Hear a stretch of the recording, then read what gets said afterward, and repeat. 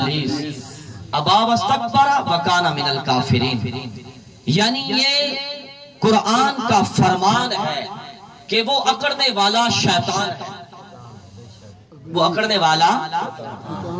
والا شیطان ہے۔ یعنی خدا کہتا ہے میں بنانا چاہتا ہوں، یہ کہتا ہے کہ میں اس سے بہتر ہوں۔ مطلب کیا؟ ایک خدا کی میں ہے، ایک رحمان کی میں ہے، اور ایک شیطان کی میں ہے۔ اب ہر کوئی اپنے آپ کو دیکھے کہ وہ ان دونوں میں سے کس میں ہے۔ ہر کوئی اپنے گریبان میں جھانکے۔ خدا چاہتا ہے میں بنانا چاہتا ہوں، خدا فرماتا ہے، مگر یہ کہتا ہے کہ میں اس سے بہتر ہوں۔ اب ہر کوئی اپنے گریبان میں جھانکے کہ ایک رحمان کی میں، دوسری شیطان کی میں، وہ ان دونوں میں سے کس میں ہے۔ ماشاءاللہ ماشاءاللہ۔ ایک میں اور بھی تھی، مگر وہ بڑی عزت والی تھی، بڑی پاکیزہ تھی۔ عرض کیا باری تعالیٰ کاہے کو خلیفہ بنائے گا انسان کو؟ ہم ہیں نا تیری حمد کرنے والے، ہم ہیں نا تیری پاکی بولنے والے۔ اس کے ہاتھ میں تو بندوق آئے گی، بندوق چلا دے گا، خنجر آئے گا، خنجر چلائے گا، پتھر آئے گا، پتھر چلا دے گا۔ مطلب کیا؟ وہ خون بہائے گا، خون ریزیاں کرے گا، اور ہم تیری حمد کرنے والے ہیں جو صحیح، کاہے کو بنائے گا؟ مگر خدا نے فرمایا انی اعلم من اللہ ما لا تعلمون، جو میں جانتا ہوں وہ تم نہیں جانتے، جو میں جانتا ہوں، کیونکہ خدا حکیم ہے، جو میں جانتا ہوں وہ تم نہیں جانتے۔ خدا تو حکیم ہے، مگر فرشتوں نے فسادیوں کو پہچان لیا تھا۔ جیسے فرشتوں نے کہا ویسے ہوا یا نہ ہوا، انسان نے اسی طرح کیا۔ مطلب کیا کہ فرشتوں نے غلط نہیں کہا تھا، فرشتوں نے فسادیوں کو پہچان لیا تھا اور جان لیا تھا۔ مگر کب پہچان لیا تھا؟ ابھی ان فسادیوں کا وجود نہیں بنا تھا، ان کے پیدا ہونے سے پہلے بتا دیا تھا اور جان لیا تھا۔ مطلب کیا؟ یہ فرشتوں کی نگاہ ہے، یہ فرشتوں کی نگاہ ہے کہ ایک چیز کو بننے سے پہلے، اس کے وجود سے پہلے جان لیتے ہیں، پہچان لیتے ہیں۔ یہ فرشتوں کی نگاہ کا عالم ہے، یہ فرشتوں کی نگاہ کا عالم ہے۔ تو فرشتے اس محبوب کے نور سے بنے ہیں، جس محبوب کے نور سے فرشتے بنے، اور جس محبوب کے ذکر کا صدقہ فرشتوں کو وجود ملتا ہے، اس محبوب کی نگاہ پاک کا عالم کیا ہوگا؟ جس آقا کے ذکر خیر، ذکر پاک کا صدقہ فرشتے بنے، فرشتوں کو زندگی ملی، فرشتوں کو وجود اور ہستی ملی، اس آقا کی نگاہ پاک کا عالم کیا ہوگا؟ سبحان اللہ۔ ہم درود پڑھتے ہیں نا آقا کی بارگاہ میں، آقا کی ذات پہ، تو فرشتے بنتے ہیں۔ سبحان اللہ۔ ہمارے درود پڑھنے سے، آقا کا ذکر کرنے سے فرشتے بنتے ہیں، فرشتوں کو وجود ملتا ہے۔ میرے آقا نے فرمایا جب کوئی بندہ ادب کے ساتھ مجھ پہ درود پڑھتا ہے، ادب کے ساتھ، ادب ضروری ہے، کیوں کہ ادب پہلا کرینہ ہے محبت کے کرینوں میں۔ جسے ملتا ہے جو کچھ ادب سے ملتا ہے، بے شک ادب سے ملتا ہے، ادب ضروری ہے۔ فرمایا جو بندہ مجھ پہ ادب کے ساتھ درود پڑھتا ہے تو خدا اس کے درود سے اتنا بڑا فرشتہ بناتا ہے۔ سبحان اللہ، سبحان توجہ ہے نا سب کی؟ سب کو سمجھ بھی آ رہی ہے؟ فرمایا اتنا بڑا فرشتہ بناتا ہے خدا کہ جس کا ایک پر مشرق میں ہوتا ہے، دوسرا پر مغرب میں ہوتا ہے، اس کے پاؤں نیچے ساتویں زمین میں ہوتے ہیں، اور اس کا سر آسمان میں ہوتا ہے۔ فرمایا اتنا بڑا فرشتہ بناتا ہے، اور خدا اس فرشتے کو فرماتا ہے کہ اے فرشتے، یہ جس نے میرے حبیب پہ درود بھیجا ہے، جس طرح اس نے میرے حبیب پہ درود بھیجا ہے، تو اس کے لیے مغفرت کی دعا کرتا رہے۔ سبحان اللہ، سبحان اللہ۔ تو اس کے لیے مغفرت کی، بخشش کی دعا کرتا رہے، تو وہ بخشش کی دعا کرتا ہے اس کے لیے۔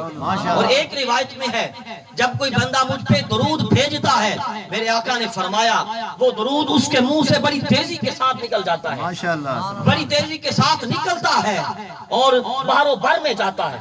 مشرق اور مغرب میں جاتا ہے، یعنی ساری کائنات میں وہ گھومتا ہے، ساری کائنات میں وہ درود گھومتا ہے، چکر لگاتا ہے اور ساتھ اعلان کرتا ہے۔ ماشاءاللہ ماشاءاللہ، ساتھ بولیے اعلان کرتا ہے۔ اعلان کیا کرتا ہے؟ درود پڑھنے والے کا اعلان کرتا ہے، درود پڑھنے والے کا چرچا کرتا ہے، کہتا ہے کہ لوگوں میں فلاں بندے کا درود ہوں جو اس نے احمد مختار پہ پڑھا۔ نعرہ تکبیر، نعرہ رسالت، نعرہ رسالت، جشن میلاد مصطفیٰ جاری رہے گا، بزم ذکر حبیب۔ میں فلاں بندے کا درود ہوں جو اس نے حضور کی ذات پہ پڑھا ہے۔ اس کا یہ اعلان سن کر سارا جہاں اور سارے جہاں کی ہر چیز حضور پہ درود پڑھتی ہے۔ اور آگے فرمایا میرے آقا نے کہ اس درود سے ایک ایسا پرندہ بنایا جاتا ہے، ماشاءاللہ ماشاءاللہ، ایک ایسا پرندہ بنایا جاتا ہے۔ میرے آقا نے فرمایا کہ جس کے 70,000 پر ہوتے ہیں، جس کے 70,000 پر ہوتے ہیں اور ہر پر میں 70,000 شاخیں ہوتی ہیں۔ پروں میں شاخیں ہوتی ہیں نا، پرندوں کے پروں میں شاخیں ہوتی ہیں۔ فرمایا 70,000 پر ہوتے ہیں اور ہر پر میں 70,000 شاخیں ہوتی ہیں اور ہر شاخ میں 70,000 چہرے ہوتے ہیں۔ ماشاءاللہ ماشاءاللہ، توجہ ہے سب کی؟ ہر پر میں 70,000 چہرے ہوتے ہیں اور ہر چہرے میں 70,000 منہ ہوتے ہیں۔ چہرے میں منہ ہوتا ہے نا، سب کے چہرے میں ہے منہ۔ فرمایا ہر چہرے میں 70,000 منہ ہوتا ہے اور ہر منہ میں 70,000 زبانیں ہوتی ہیں۔ اور پھر وہ پرندہ 70,000 زبانوں میں، یہ زبانیں ہوتی ہیں نا، عربی، فارسی، اردو، پشتو، ہندی، یہ جو زبانیں ہیں ان کا ذکر ہے، وہ 70,000 زبانوں میں خدا کی تسبیح کرتا ہے۔ اب میں حدیث پھر دہراتا ہوں، آپ نے توجہ کرنی اور ساتھ یہ اندازہ کرنا ہے کہ اس کی تسبیحات کس قدر کثیر ہے۔ فرمایا 70,000 پر ہوتے ہیں، ہر پر میں 70,000 شاخیں ہوتی ہیں، ہر شاخ میں 70,000 چہرے ہوتے ہیں، ہر چہرے میں 70,000 منہ ہوتے ہیں اور ہر منہ میں 70,000 یہ زبانیں ہوتی ہیں۔ پھر 70,000 زبانوں میں وہ خدا کی تسبیحات کرتا ہے اور ان ساری تسبیحات کا ثواب اس درود پڑھنے والے کے لیے لکھا جاتا ہے۔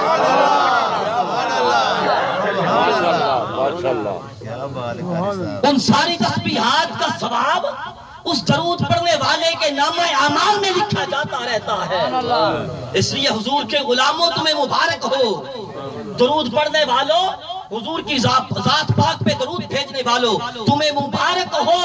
اس کو اپنا وظیفہ بنائے رکھنا، اس کو کبھی چھوڑنا نہ، کیونکہ یہ وہ ذکر ہے کہ جس کی برکتیں اس جہاں میں بھی کسی پہ پوشیدہ نہیں ہیں اور اس کی برکتیں اس جہاں میں بھی بے پایا ہیں، مگر یہ جب اس دنیا سے جائیں گے، مر کے قبر اور حشر میں پہنچیں گے تو پھر پتا چلے گا کہ یہ ذکر کتنا بڑا خزانہ ہے۔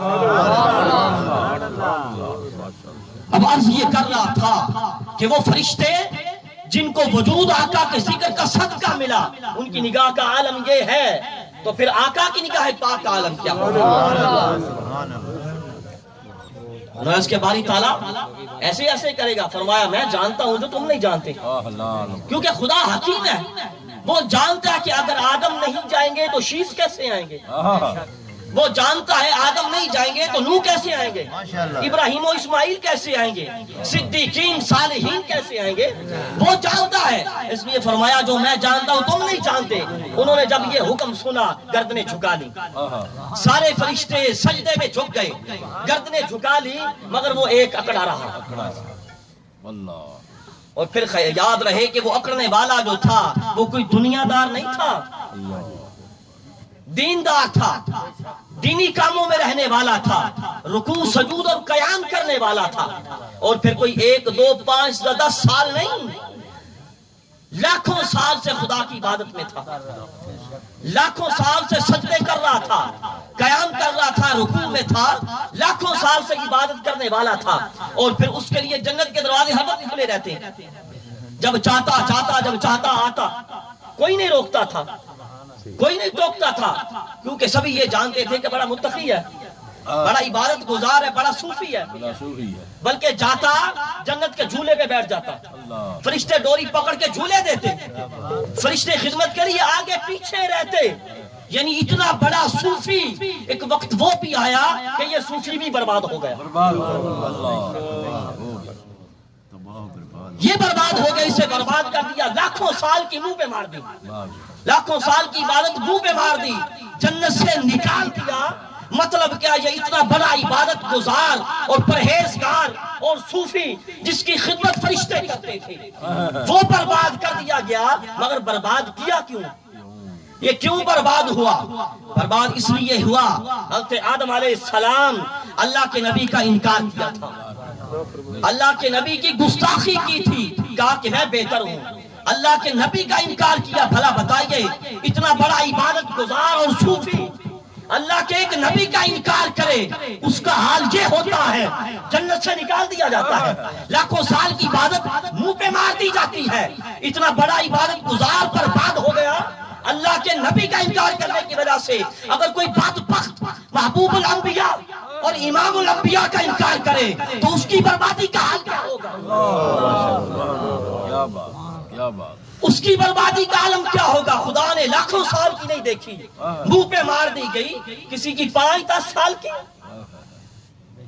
جو 10 سال والا ہوگا اس کا حال کیا ہوگا؟ اور پھر وہ جنت میں رہتا تھا، جنت میں رہنے والے کو نکال دیا گیا جنت میں، تو جو بدبخت ہو پہلے ہی باہر، وہ بھی باہر، اور پھر گستاخ بھی امام الانبیاء کا ہو تو وہ کیسے جنت میں جا سکتا ہے؟ کبھی نہیں جا سکتا۔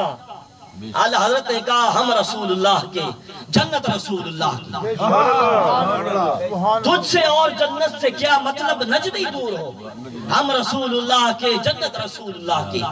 جنت میں صرف وہی جائے گا جس کے ہاتھ میں دامن مصطفیٰ ہوگا، جس کے پاس غلامی مصطفیٰ کی سند موجود ہوگا، جس کے گلے میں مصطفیٰ کریم کا پٹکا ہوگا، جس کے گلے میں غلامی مصطفیٰ کا پٹا ہوگا، اور جو سرٹیفکیٹ اٹھائے ہوگا غلامی مصطفیٰ کا، جنت میں صرف وہی جائے گا۔